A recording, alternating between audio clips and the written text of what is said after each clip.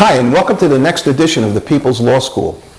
Today's class is going to deal with a topic that I've had asked of me for the last 40 years, and that is somebody has a lawsuit and they want to know, what is my case worth? Well, there's no easy answer, and so what we try to do is we try to give people some idea of how you figure out what a case is worth.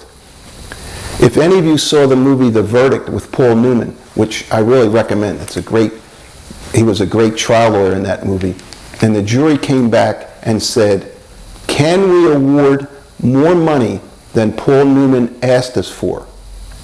Well, unfortunately, in New Jersey and Pennsylvania, we're not allowed to ask for any sum of money.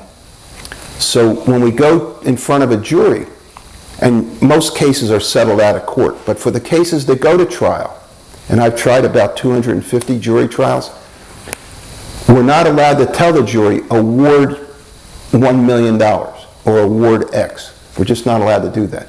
So then the 6 jurors go into the jury room, and they really are looking for an answer.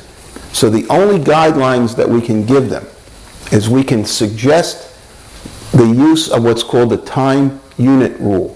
So we can tell them, you have 30 years left to live, and that's so many hours.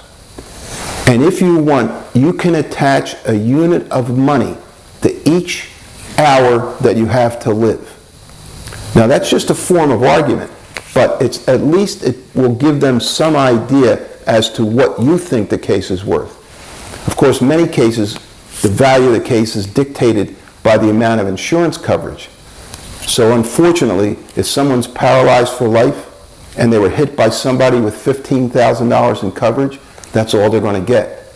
And in one of our other People's Law School classes, we talked about the importance of having high uninsured and underinsured motorist coverage in case you are hit by somebody with no insurance or low insurance.